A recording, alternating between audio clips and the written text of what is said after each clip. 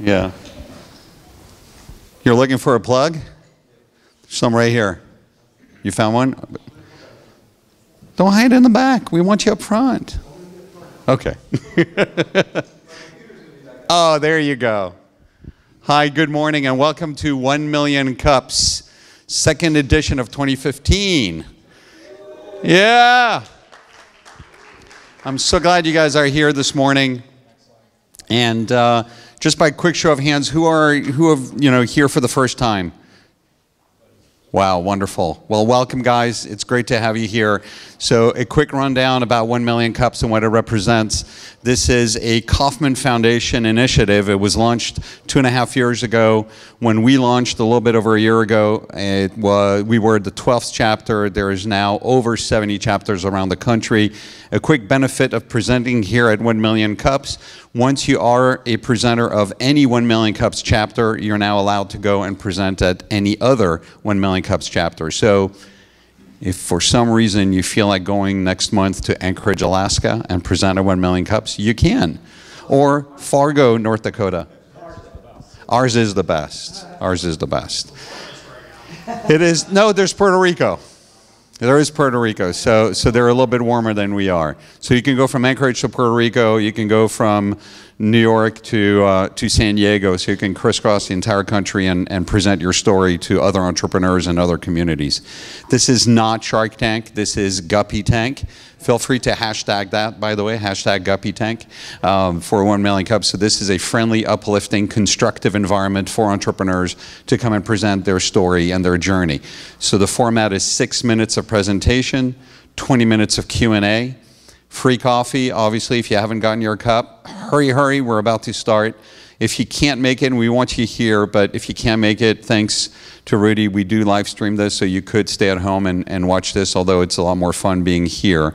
And so without any further ado, we're going to launch this, but before I do, we have a new member to the team, and he's going to introduce himself a little bit later. This is Jan, so during the break, he's going to come up and say hello to everyone. So thank you very much. You guys ready? Apparently not. Are you guys ready? Yeah. All right. Who's first? Are you on first? Oh, you're on first. Come on up. You guys need 2 mics? Oh, no, that's fine. Good morning, everyone.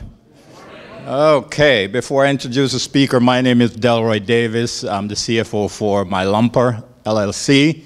I know we have 6 minutes. I won't give you all of my background, but I've had 21 years as the internal auditor and director of internal audit for North America. So I joined MyLumper LLC, and you will hear from Akmann who is the founder of this company. So I just, without further ado, just want to turn it over to Akmann. Good morning. I'm Akmann Van Mary. Background 18 years of logistics transportation. I started working in logistics back in 97 or 96. I did corporate logistics, and then founded my own company in 2004, exited last year, 2014, after 10 years, because I wanted to focus solely on MyLumper.com, just to create this application.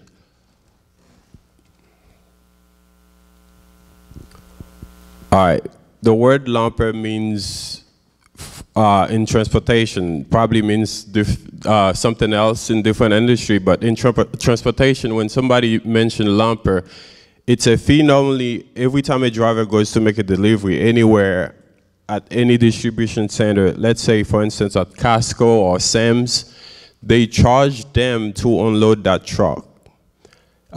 If you go to Walmart to make a delivery, when you get to the delivery dock, the receiving department charge you a fee in order for you to make that delivery. And those people actually unloading your truck, they call them lumper. So the way it works, instead of Walmart having to hire a whole team to unload every truck they order, because they receive thousands and hundreds of thousands of truckload. every quarter. So instead of him having to hire a whole crew to do that work, they outsource it to a third party called a lumper company. The lumper company, once you arrive, you never know how much they're gonna charge you. Once you show up, they look at the freight and they tell you for this particular shipment, it's either gonna be 200, 300, and 400. That's how it works. We'll get into that a little bit later, but I wanna tell you a little bit more about the industry. Logistics industry as a whole is about $1.4 million industry, okay? The trucking part of it, this is our target for now. Just the trucking part of it, it's a little bit over $650 billion. And just on trucking last 2013, they move about 20 billion tons of freight on trucks, not counting rails or ships, any other form, just trucking. We have about over 500,000 trucking companies in the industry currently, and 3.5 million drivers. By government data, it shows that we're gonna grow by 21% for the next 10 years. So it's an industry, that's the industry everybody look at every time they wanna see whether the economy is going up or down. They always focus on the logistics, transportation industry. The problem we're trying to solve, currently the way it's being done, by federal law, it's illegal to charge a driver or to have him pay for shipment they're delivering. The way they get a loophole, they promise the driver to reimburse them. So that way, that's a loophole, but it's by federal law, you cannot charge a driver to unload a freight, or your freight, his freight, you have to pay for it yourself. The biggest problem with the industry currently, the current form of the way it's working, it's the fact that when a driver arrives to a location to make that delivery, he gets charged a fee. Let's say they charge him $200. Most truck drivers don't carry that amount in their pockets. And most truck drivers have more than one stop on the truck. They stop here just like the UPS drivers. They'll stop here, they stop there, and 3 more stops after that. Imagine that driver has to pay an average of $200 a stop. So that means he needs $1,000 in cash in his pockets. Reason being, they only accept cash or something called ComCheck or an express code. The express code works just like a Western Union. The driver arrives at the location, they tell him it's gonna be $250, $200, whatever the amount, and then the driver called his dispatcher, said, hey, they asked me to pay $200. The dispatcher say, okay, wait. The dispatcher now calls somebody else, say, I need a number for $200. They give that dispatcher that number, then the dispatcher called the drivers back, give that drivers that number. About sometimes it takes 2 or 3 tries for the driver to get to the number. Imagine a driver making a delivery in a loud place. Just giving somebody a 10-digit number, a phone number, you know how many times you have, sometimes you have to repeat yourself. So that takes a lot of time to give a driver a 16-digit number. Sometimes they call you at 2 a.m., 1 a.m., anytime at night for that number. So we're trying to fix that where the driver doesn't have to call you anymore just by using the application that we're currently working on.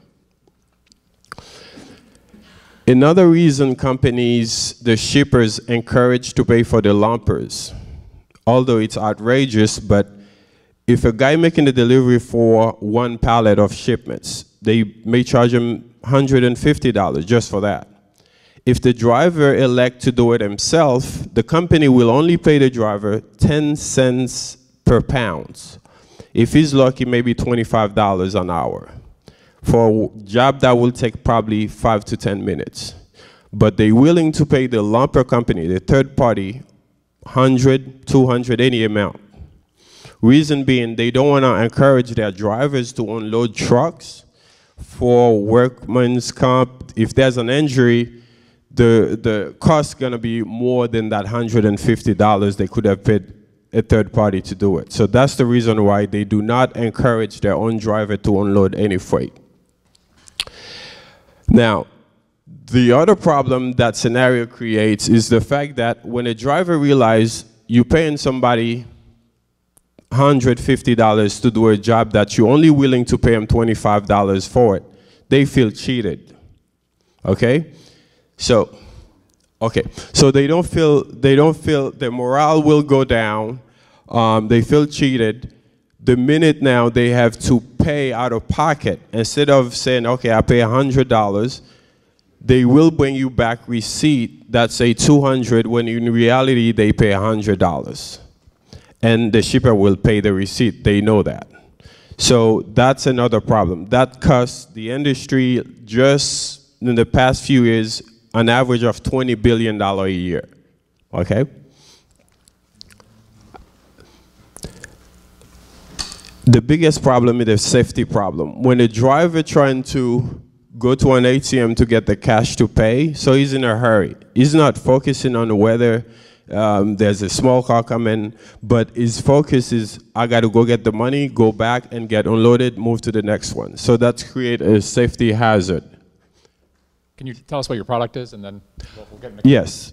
The product we're building is an application and a portal. The portal, the shipper will have that access to the portal, and the receiving company will have access to the portal. When the driver arrives at the location, instead of having to look for cash or carry cash or call the dispatcher, he will only use his smartphones to make that payment.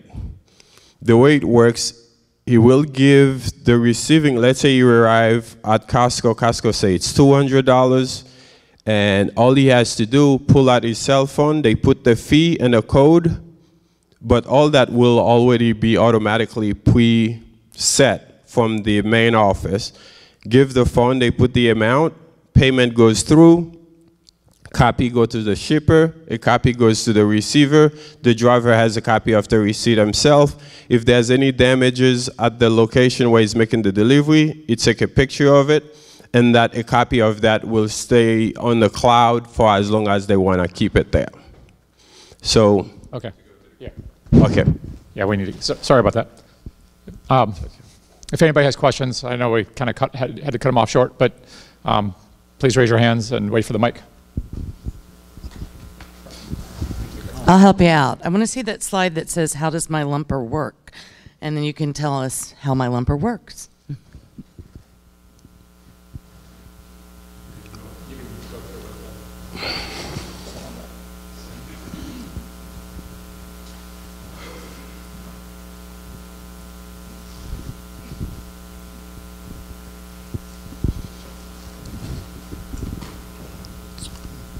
Let's go with status quo, and I'll give you the difference. I'm the driver. I come to you to make a delivery, you charge me, I pay you cash. If I don't have the cash, I have to go get an ATM if I have that money in my bank. Option 2, I call my dispatcher at night, let's say I'm making a 9 p.m. delivery. You give me that special code, I give it to you, you get paid. That's a perfect scenario. But a lot of companies, majority of the trucking companies, 80% of them have less than 20 trucks. So they cannot have a 24 hours staff. You're making delivery at all hours. You have a delivery at 9 p.m., your first delivery, and I'm the driver, I call my office, nobody's there to give me that special code. Therefore, I have to stay the next day to make that delivery, which call layover. For any layover, there's a charge at least $250 to up to $1,000 a night. So that costs me a small company money. The way we change that, with MyLumper, we create a portal for the shipper. All our clients get access. It's a web portal. They get access to it. They log their drivers into their portal. They know where their driver is going to make deliveries. If you are full-time drivers with us, we give you access to our money without you having any information of how you're gonna, I mean, you don't have a code, because currently, if you give a driver a code, they can go cash that code at any truck stop and do whatever they want with that money.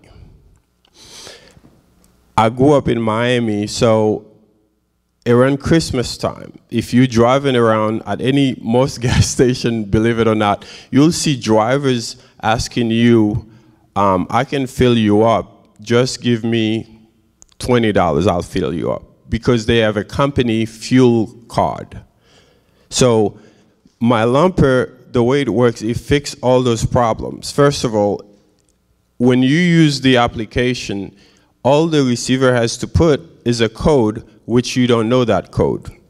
What that code does, it tells us the location where the driver is making the delivery, and that location is a place, is a client, then we'll give you authorization to that money, you can pay it. But the shipping company, what they do, if I know a driver going to Kentucky, I give him access to $500 for that trip.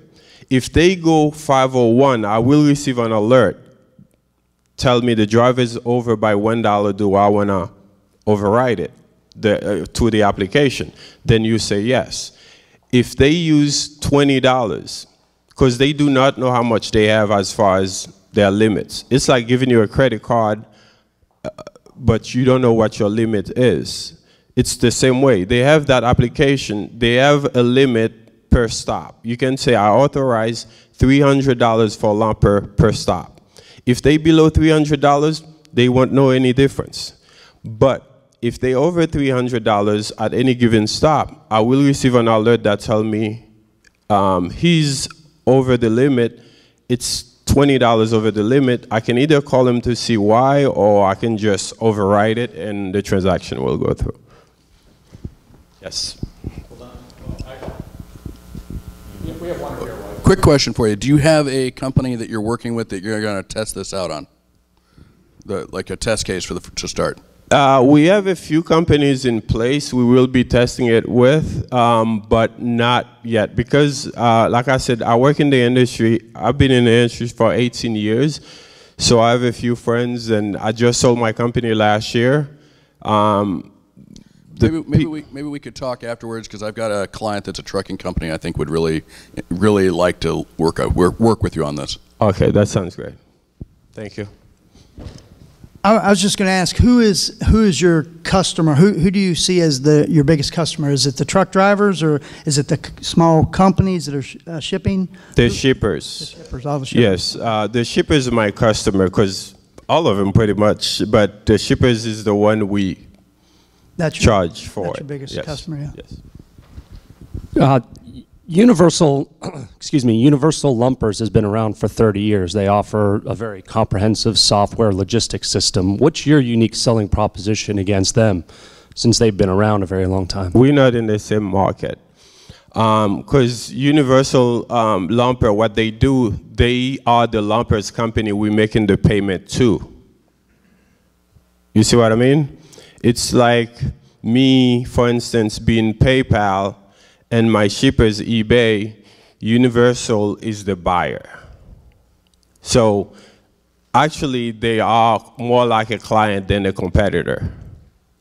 Okay. We complement their service. Because they will have access to our network in places where they don't have a presence. We can, promote them to have certain presence in certain location. So we complement them more than a competitor.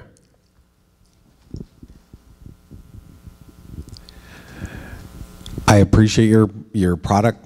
I think it's cool. I do have one question for you. For independents, people who are long haul. My uncle ran from Miami to Seattle all the time. He came out of pocket on that and didn't get reimbursed because of the contracts. Do you guys work with independents so that they don't have to pull out of their own pocket? That's the main reason behind the product. First, because the reason number one, because I was frustrated with this product. When I started my logistics company in 2004, I spent 3 years. I couldn't go out at night. I couldn't leave my house without Wi-Fi or some kind of way to get access to the internet. I couldn't do anything without that. Reason being, I was a small guy who had an idea, and then he blew up. My client, I had a client in California, I had a client in Nevada, all the West Coast, and the Northwest, South. So I was making delivery around the clock. But all those drivers, one thing they always needed is a com check or some kind of make payments. So I was glued to a phone to call, get the code, give it back to them. So I couldn't afford to have a 24-hour shift guy to just take those calls. So actually this will help, and especially for drivers who just frustrated having to carry cash. Most of them really don't have it. With this system, it guarantees that the shipper already, it's almost like everything already prepaid before you get there. So it saves them the headache of waiting for 30 days to get reimbursed for $800 on one trip.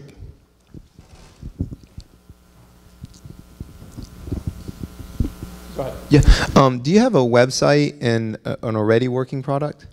No, it's not stealthy, but we just, you know how sometimes people see a problem and then it's not so big. I mean, they don't think about it. Because it was a huge problem for me and for my friends in the industry.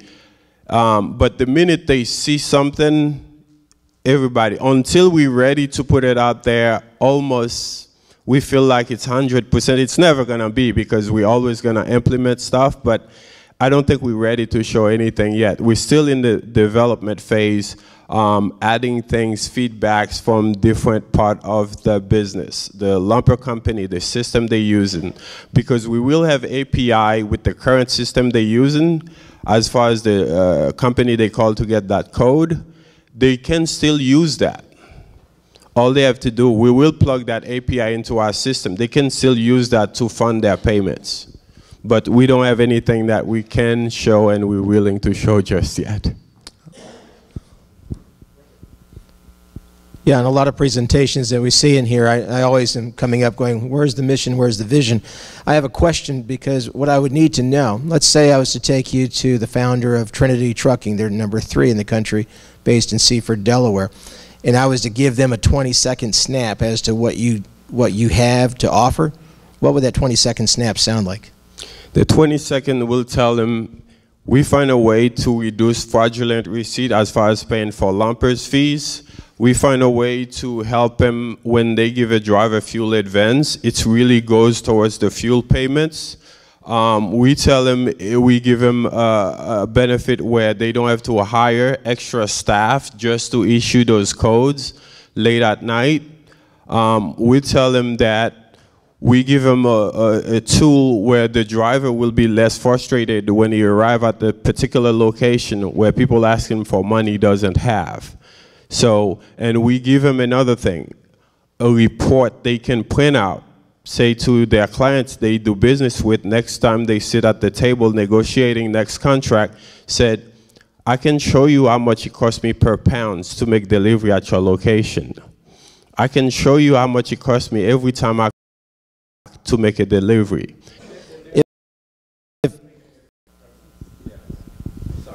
Yeah, sorry. For investors, we do have what is called an executive summary, which summarizes everything, talk about what the competitions are, the services we do offer. So I know this is a little bit elaborate, but we do have a one-pager which explains everything, which is called an executive summary.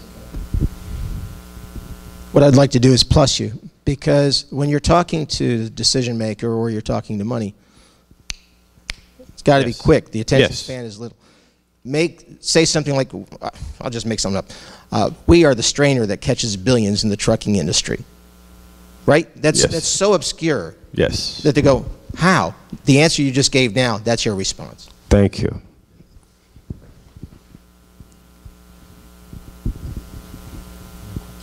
Hi, I'm just trying to get a little bit more information in terms of how this product actually works. So the code that you're speaking of that would allow the truckers to basically invoice the company for the payment, is that code provided by the person who's receiving the shipment? So say Walmart, do they have the code, or is it? The receiving will have a code. Each location will have a code. It's a unique identifier to that location. It tells us exactly which customer we deliver to, the location. For instance, that code would lock with the GPS where the driver is making the delivery. Let's say you're making a delivery at 123 ABC, and you enter that code, your GPS will tell us exactly where you're making that delivery. If it doesn't match the code location, it will reject the delivery, the transfer. Okay, so there wouldn't be a way to do it in reverse where the receiving facility would say input a code from the driver and request the payment directly. The driver still has to initiate it? No, because you change the driver so often. The only thing you have static is the receiving. Okay. The driver is dynamic. So it's the driver that's gonna be all over the place, but the location will always be at that one location. Gotcha. Yes. Anyone else?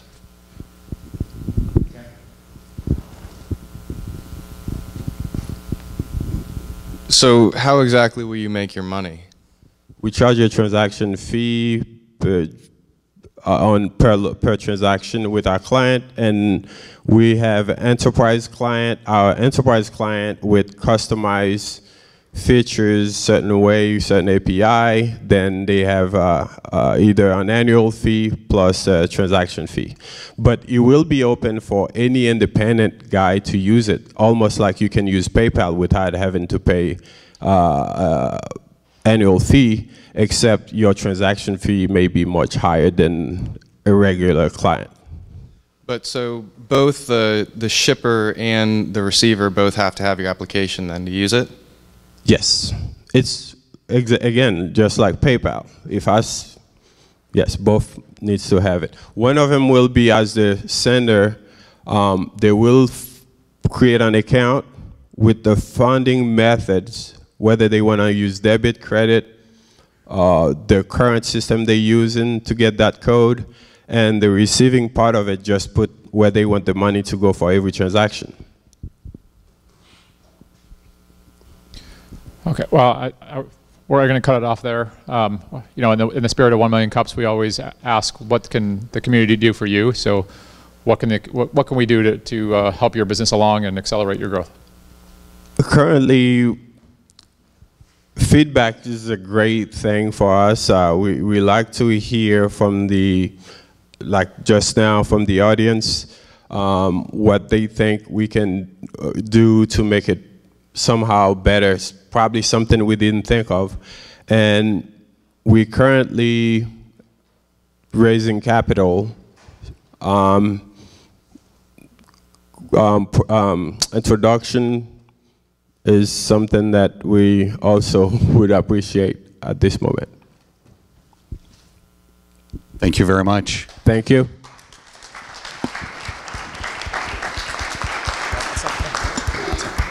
Just leave it there, it's fine. So a couple quick announcements, just for you guys to know, this cannot happen without the community and our sponsors and people that help us. So if you can send some social media love to Rollins College, and the slide is right up there, so send them a big thank you. Barney's Coffee, of course, we couldn't do that without them. 1 million cups without coffee just doesn't sound the same. And Rudy, wave. Rudy's right here. Rudy comes in faithfully and help us to joycast our event virtually every Wednesday. He's also a volunteer. So we are all volunteers here.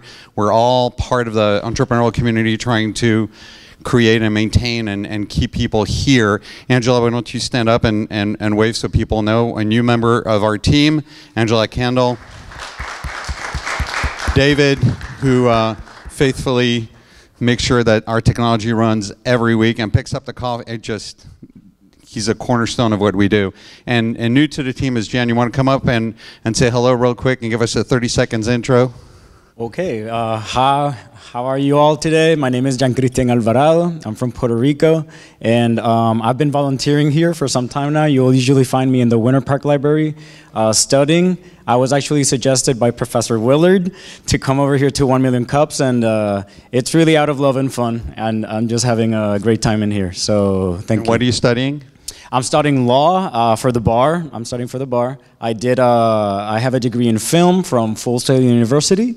I also have a degree in acting from Marymount Manhattan College in New York, Manhattan, obviously, and my law degree from the University of Puerto Rico. I'm very interested in intellectual property, and what better place to be than here? So yeah. Thank you. Yeah, exactly, never have too many lawyers, right? Thank you. Real quickly, a quick announcement. Next week, Wednesday, immediately after 1 Million Cups, Renat Alon, where are you? I saw you walk in, is going to host a free personal image bank workshop. She presented here, and so she's putting her money where her mouth is, and she's providing a free workshop to train and help people on how to establish an image bank that is unique to your story and helping to tell your story online. So it's 3 hours. We'll be here. You don't have to go far. Make time for that. It's a great way of learning story. There's still a few seats available. So if you have any questions, find Renat afterwards. And last but not least, our second presenter, Neon Tiki Tribe. Are you ready? Come on up. Thank you. Right. Let's give them a round of applause, guys. Good morning. How are we doing today? All right, all right. First, thanks a lot for letting me speak here today and tell you all about this very exciting children's project that we've created, our team, and that we're going to put out to the world. It's called the Worldwide Neon Tiki Tribe. So first, let me tell you what a tiki is. A tiki is a thoughtful, intelligent, kind individual, and the world sure needs more of those, right? I call that one of our wow moments. In our education, it was like, what was your wow moment? This is one of them. A thoughtful, intelligent, kind individual. That's what we're trying to create for a superhero here, okay? This is a Tiki Island, fictional island called Tiki Island. All right, that's Grandma and Greg and dog Sniff Sniff.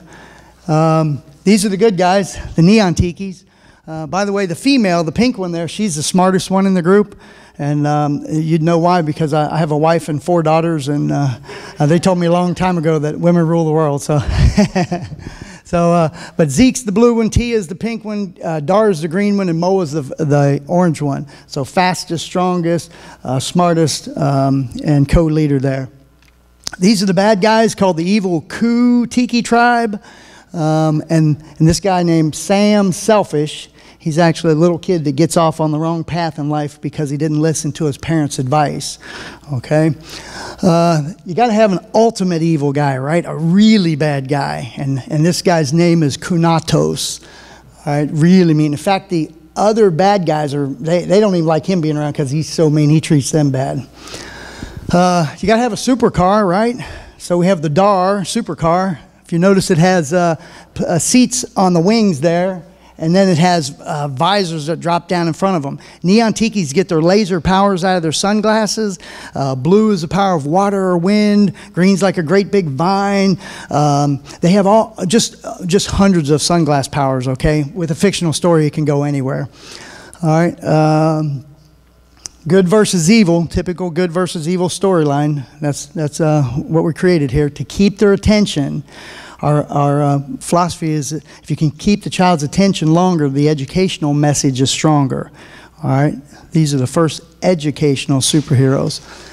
Our first book, the first one we created was Tiki Beach Battle, which is an environmental ocean cleanup story. Every single book we write has a real life lesson in it, okay? So action and excitement, but a real life lesson. Dog Rescue Mission is a story about honesty. When a little boy loses his family dog, his mistake is he tells his mom and dad a lie. All right, so the Tikis come in, they help him do a battle and help him find his dog, and typically the good guys win in the storylines. And but this is about, the message is about telling your parents the truth. If he'd have told him the truth, they could have helped him find the dog a little bit faster. The next one is bullying. That's a big subject in the world today. That's another wow moment. These, if you'll just follow this storyline to see where all these are going, this is we think it's a pretty big deal. The rise of Kunatos, that's a story about perseverance. Sometimes in life, we're faced with really tough circumstances, and when this guy comes into the picture and captures the strongest of the Neon Tikis, it looks really bad for the Neon Tikis. Should they give up? Should they quit? This is a story about perseverance. Never give up, okay? No matter what's, you have to find another way to succeed. Stranger danger. I use that term, stranger danger. That's recognizable, but this is so kids don't get in cars with people they don't know. All right. What we do is we have kids actually have a code word or a safe word at the end of the storyline. So if someone pulled up and said, "Hey, your mom and dad told me to pick you up. You know, I know them from the ball field. You know, jump in the car and go with me."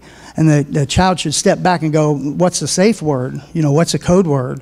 Because if that person doesn't know that your family dog's name or whatever that code is, obviously they're not going with them.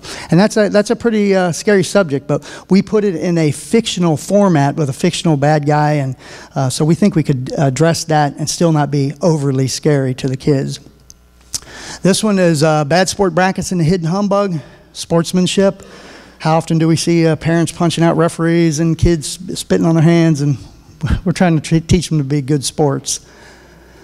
I put 6 books, 6 Mom's Choice Awards. We now have 9 Mom's Choice Awards silver, and they said the only reason we haven't achieved gold is because they're not readily available around the world, and maybe that's where you guys can help us, all right?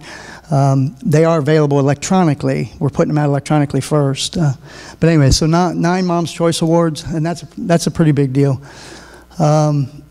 These 2 books come together. That's actually the book 1 and book 2. They tell the beginning of how the Neon Tikis come to life, the whole world of the Tikis.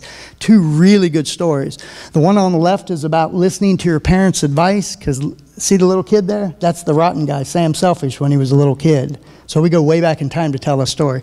This is Greg, who's actually a lot younger than him over here, but this is the bring the Neon Tikis to life. This is battling boredom. How often do parents have kids saying, "Oh, Mom, I'm bored, I'm bored." But what we tell kids is, if you'll open up your mind right where you're at, there's adventure in your life right where you're at, but you have to open up your mind to do that. Ethan Sparks' Trouble, that's a fire safety book. Have an evacuation plan. Don't take the batteries out of the smoke detectors and fire alarms for your toys. So there's always a message at the end of the story. Gigabytes of Disaster is a internet safety book. We think it's probably one of very few in the country. Internet safety, we had teachers recommend this to us, media specialists, so we wrote a book.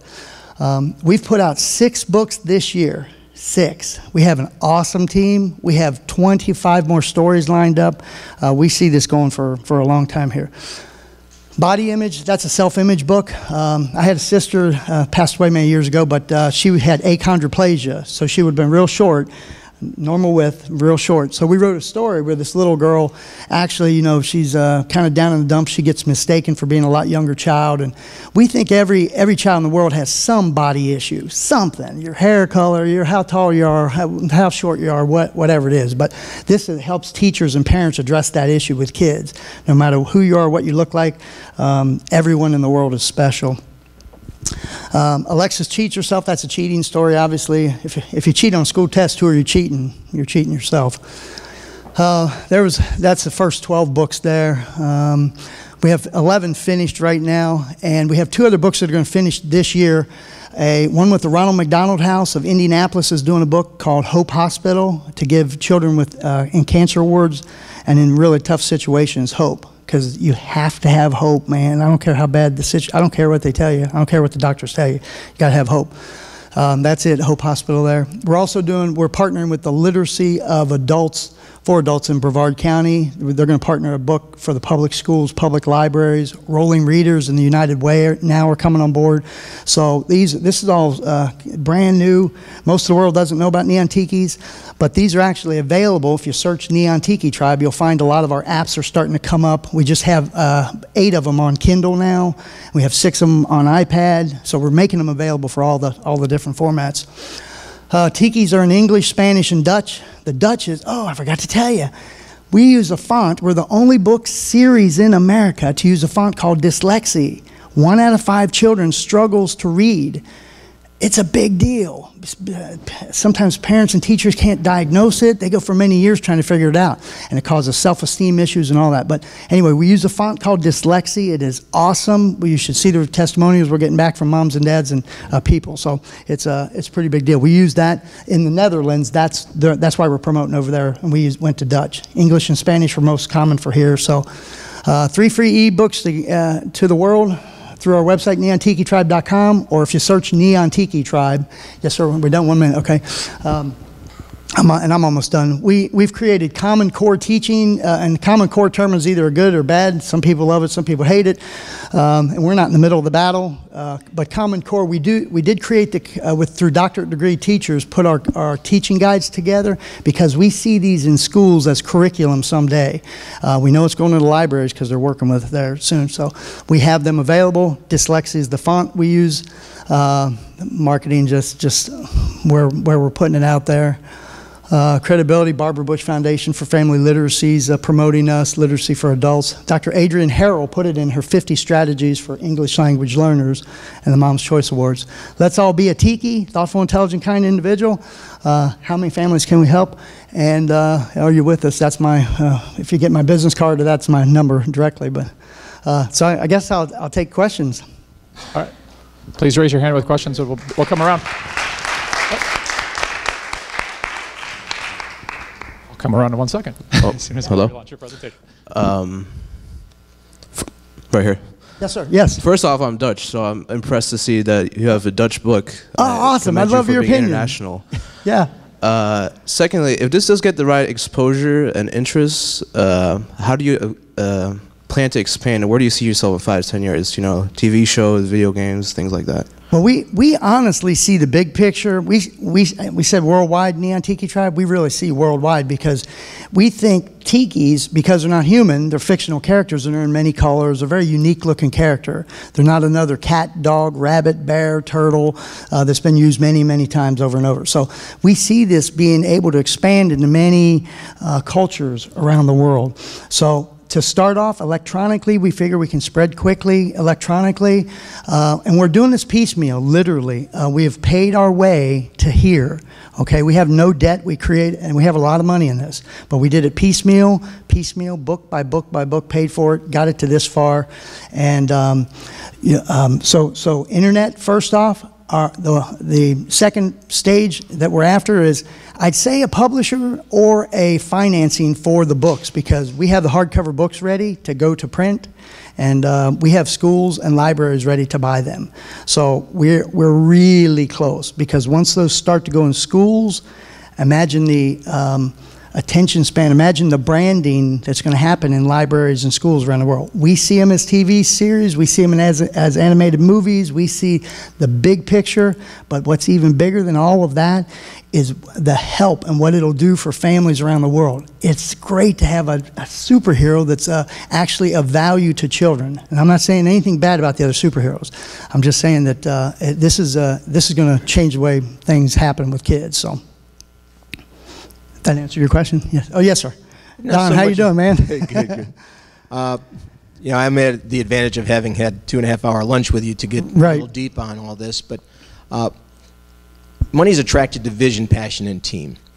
The vision and passion are there, and I know that the team is certainly in development, but you've got the proof. I just wanted to, number one, say great job on the presentation. Thank you. Because I know that you got enough vision and passion to kill somebody.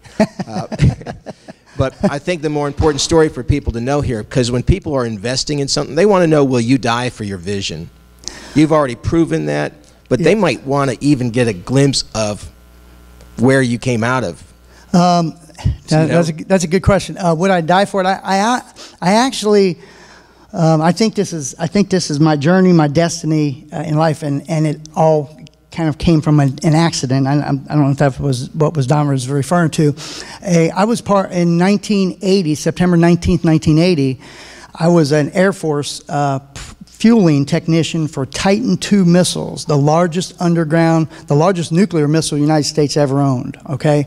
And one of them exploded in a silo in 1980.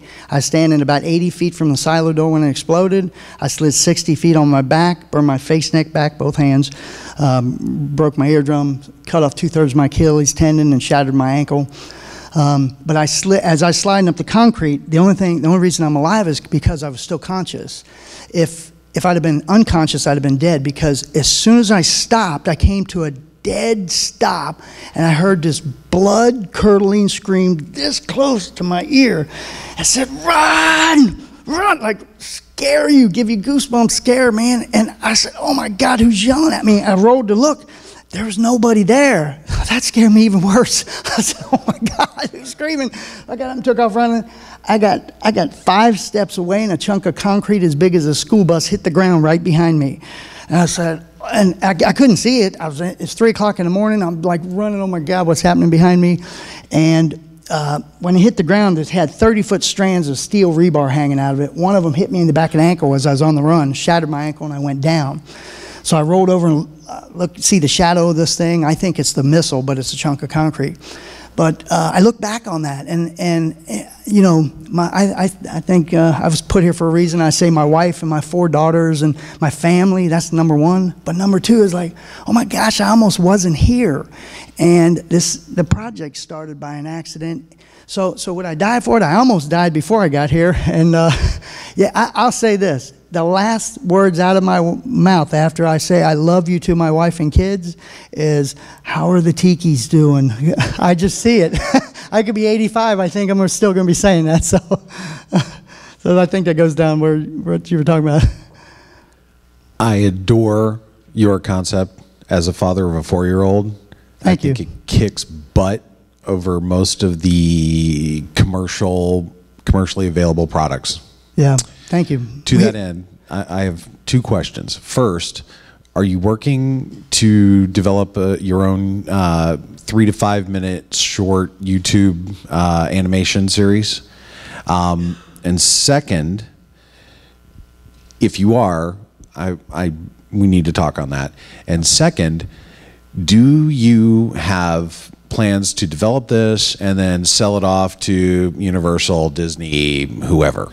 Well, let's see. So the first question was on are we going to do an animation like for YouTube kind of scenario, right?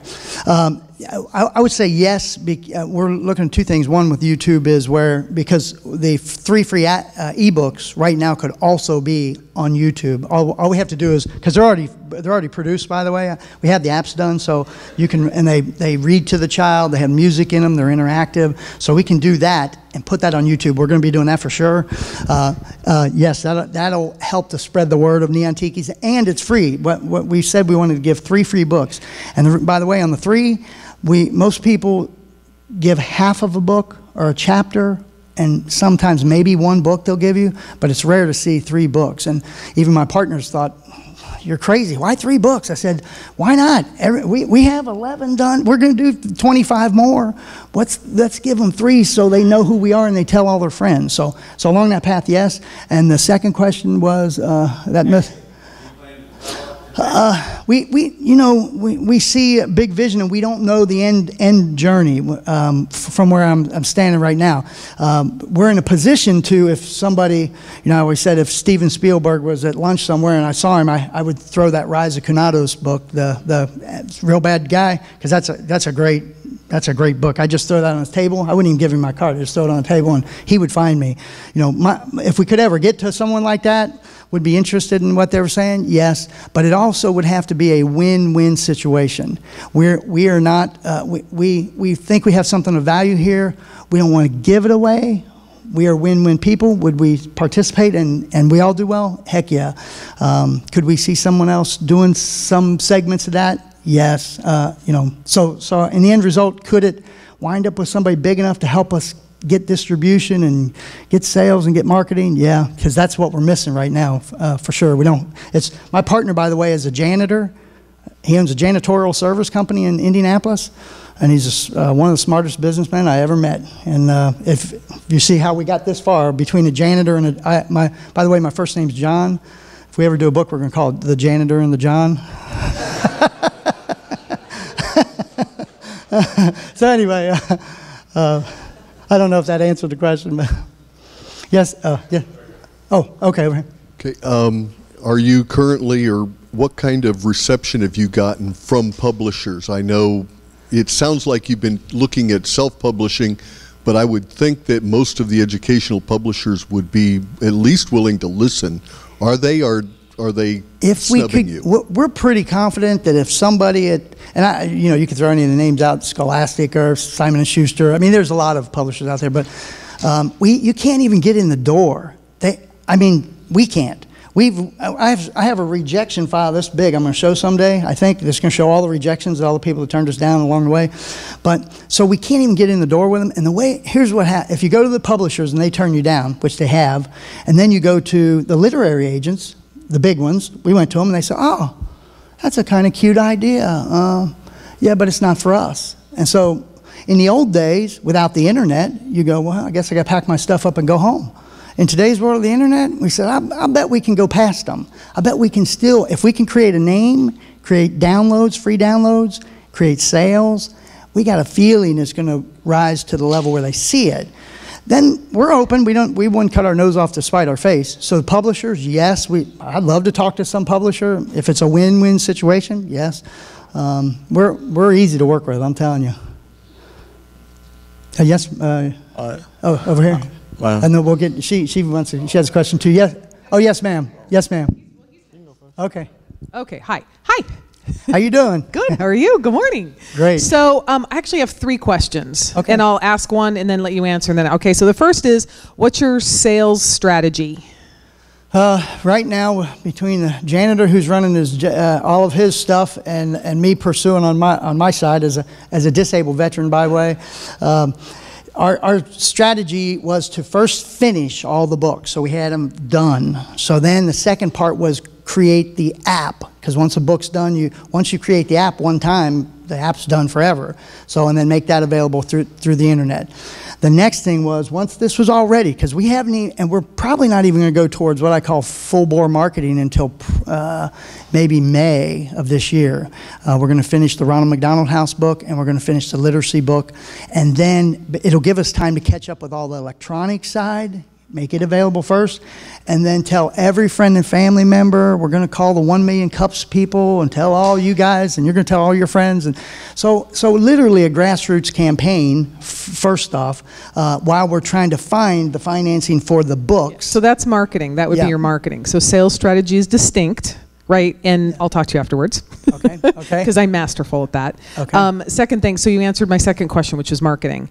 Third, and you and I had a brief conversation about trafficking, and in that same vein is foster kids, right? There's a journey that foster children take. Yes. That, anyway, That'd be a good story, by the way. Yeah, so that's my question, is would you consider doing a story in the realm of, foster kids? Because everything that you're talking right there is stuff they deal with on an everyday basis, and it would really make a difference for them. Yes, we are, and we might even do it with you, since you brought it up. You and I will get together and talk about it. We have awesome writers. By the way, if you were a writer, we give all of our, I won't disclose the percent, but we give all of our writers, we have 4 different writers right this second, and so we give them a percent of whatever they write on it, and they write it based on, hey, this thing's going to make some money down the road. But so, yes, that's a great story. The Berenstain Bears were 70-something stories. We ask our writers, how many stories can you write? They said 100. So if we're going to do that with 100 really good stories, we have to have stories like that. So yes. Yep. Okay. Yes, sir. I kind of have like a 2-part question. Okay. What is your target age? But also at the same time, what is the age that you get that actually read the books? Great question. Target age when we started was, we thought 2nd, 3rd, 4th grade level. And what we were trying to do was get elementary school children before they got to middle. We want to empower everything school kids. So targeted there books to metrics for the Lexile reading. They came back with 1st to 5th grade level reading, so it fell in that category. But the apps, if you take an app. I have 2, 3-year-old grandchildren. They know all those stories by heart. Why? Because they can go like this and push a button and change the page, and it reads to them. So the children aren't reading, but they know, don't get, well, I'll quote my grandson. He said, "Pawpaw, don't get in cars with strangers." I said, "Right, I won't get in with strangers." So that's a 3-year-old, and that's not our target age group.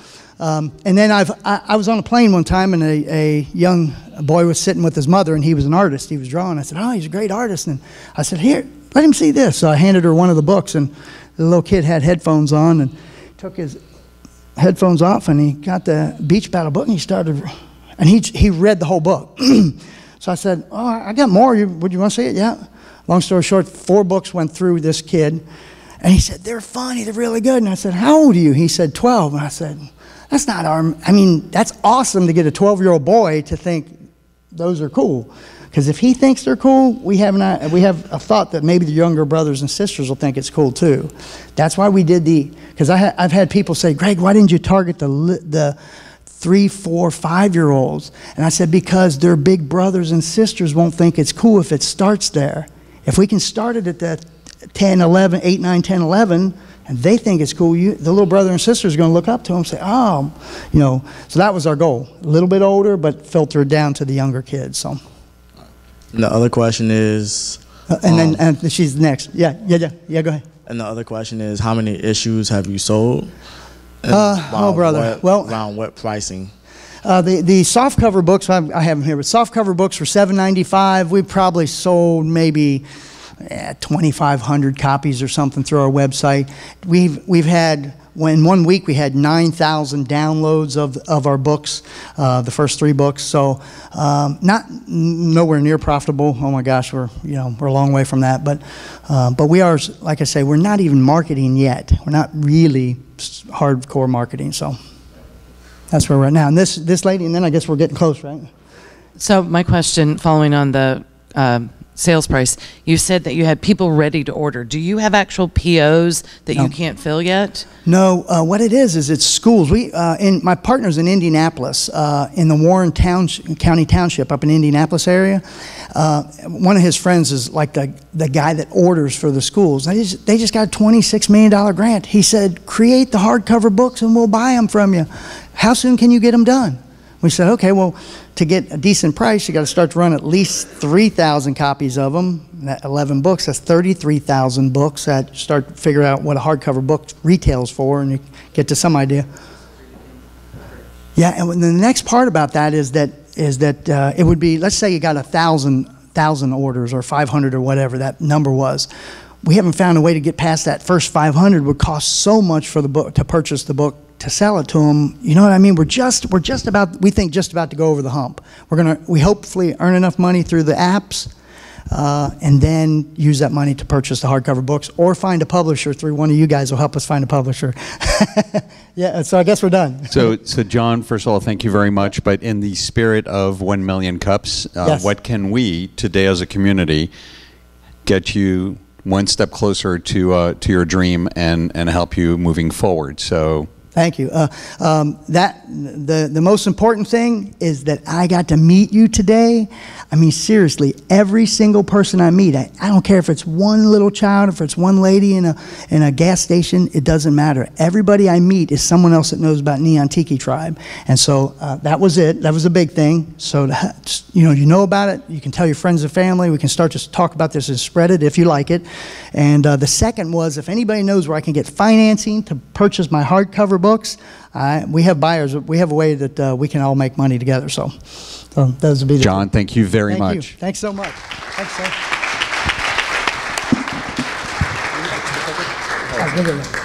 So thank you again for spending your early morning on Wednesday with 1 million cups. Again, this could not happen without you. So our ask of you is, for those of you that have not liked us on Facebook or followed us on Twitter, please do so. If you have not signed up for the newsletter, please do so. That way you find out on Tuesday who is coming to present on Wednesday. And the most important asks of them all is, please tell your friends that this is a great platform for them to share their story. It doesn't matter if you're doing a children's book, if you're doing a If you have a tool helping the trucking industry, if you're making t-shirts, whatever it is, as long as your business is scalable, it is less than 3 years of age, and you already have an MVP, which is a minimum viable product, we are the platform for you, and we'd love to be able to give you a voice here in the community and then elsewhere. So thank you very much. See you guys next Wednesday.